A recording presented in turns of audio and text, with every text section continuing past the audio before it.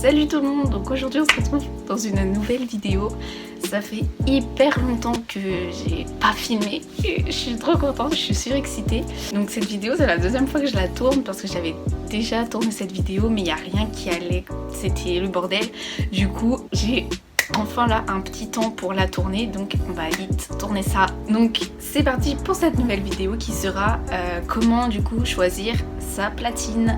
Donc déjà, il faut savoir qu'il existe beaucoup de modèles différents dans les platines, etc. Donc vous avez l'embarras du choix. Premier point, est-ce que vous devez avoir une platine tout en un ou une platine hi-fi? Donc une platine hi-fi, vous avez la platine, ensuite vous devez avoir un amplificateur, voilà, et deux grosses, enfin une baffe ou deux grosses baffes. Moi j'en ai deux, je sais pas s'il en faut vraiment deux, mais moi j'en ai deux. Je vais vous donner les avantages et les inconvénients pour chacune. Si vous avez un budget pas très haut, parce que ça dépend aussi de votre budget bien entendu, hein. Vous n'allez pas acheter quelque chose qui coûte une blinde si vous n'avez pas de budget, mais si vous avez un petit budget, les platines tout en un commencent à très bas prix, donc prix minimum pour ces platines 50 € et ça reste un budget assez abordable. Et du coup l'inconvénient ça sera que le son sera pas ouf bien évidemment. Pour du coup ces platines là, quand une pièce est défectueuse ou une pièce est en fin de vie, il faudra changer toute la platine, donc ça c'est assez chiant. Alors que si vous prenez une platine hi-fi, si elle a bien été entretenue et que c'est quelque chose que vous avez récupéré dans votre famille comme moi par exemple, ça passe crème, vous pouvez récupérer et tout.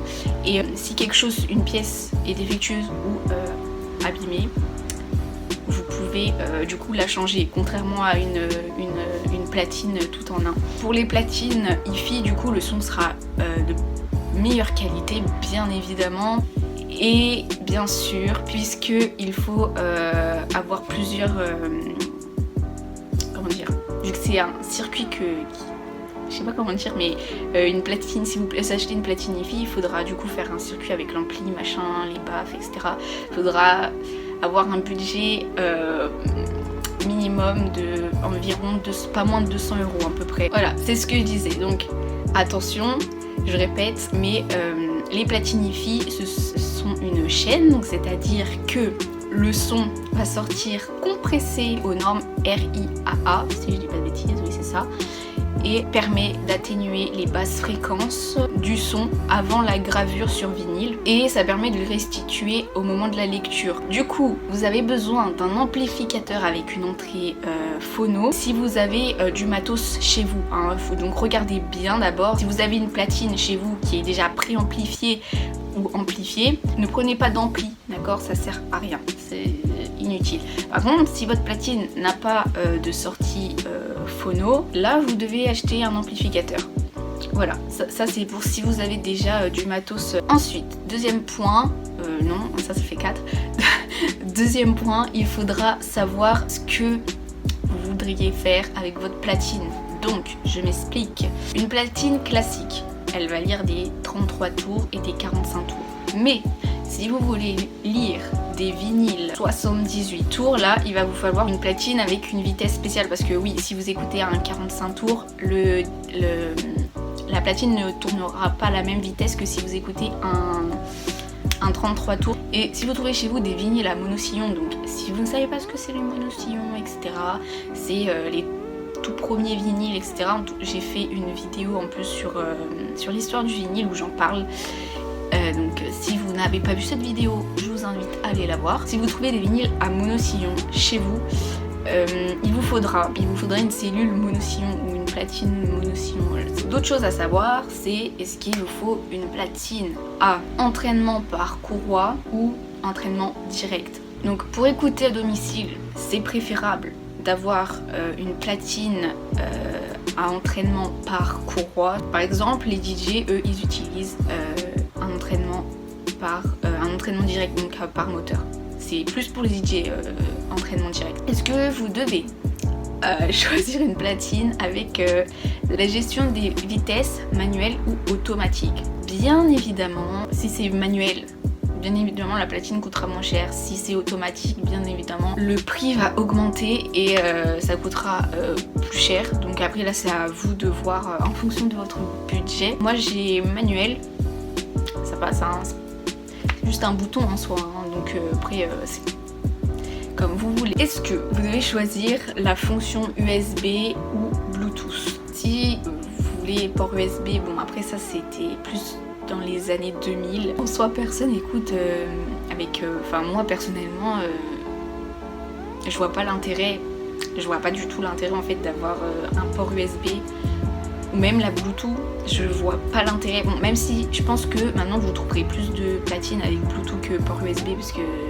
bien sûr la USB ça date, mais ça date, on n'est pas si vieux que ça quand même, mais ouais, en vrai, de toute façon, que ce soit Bluetooth ou USB, je vois pas l'intérêt puisque, je sais pas, pour moi, genre, si tu utilises le Bluetooth ou un port USB, c'est si tu veux écouter de la musique sur ton ordi ou alors pour le Bluetooth plus avec ton téléphone, mais en soi, je vois pas l'utilité sur une platine, hein. Alors, non, je trouve que ça dénature l'objet un petit peu. C'est pas sa fonction principale en fait d'avoir un port USB ou de la Bluetooth dessus. Enfin, moi je trouve que c'est inutile. Je vois pas le concept d'avoir mis ça dessus. Mais bon, après si ça vous arrange, je vais vous expliquer. Et je pense que la fonction Bluetooth c'est plus pour... je sais pas s'il y a sur les platines Wi-Fi. Je pense que c'est plus sur les platines tout en un. Mais en tout cas, si ça fait que 2-3 ans que cette fonction est disponible et le son sortira directement par l'enceinte. Bref, voilà pour les fonctionnalités des platines, etc.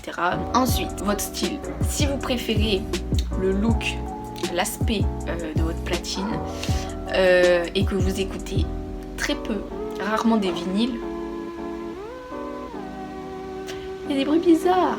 Donc si vous écoutez rarement des vinyles sur votre platine et que vous préférez l'aspect, vous préférez la beauté de l'objet, donc je vais dire comme ça, mais voilà, et que vous écoutez pas beaucoup de vinyle sur votre platine, je vous conseille, je peux pas dire ça, je suis pas professionnelle, je peux pas dire ça, mais c'est mieux de prendre, une platine tout en un, puisque de toute façon vous allez pas forcément écouter souvent la musique et tout, et pour un budget, investir peu comme ça, c'est bien. Genre juste pour écouter de temps en temps, ça fait l'affaire en soi. Donc voilà, ça vous fait l'affaire et c'est parfait. Si vous aimez le son, et vous aimez entendre les craquements du vinyle et vous avez une écoute régulière, ça serait mieux d'investir dans une platine tout en un, mais haut de gamme, genre vraiment de bonne qualité, ou sinon, mais vraiment si vous pouvez et si vous avez le budget,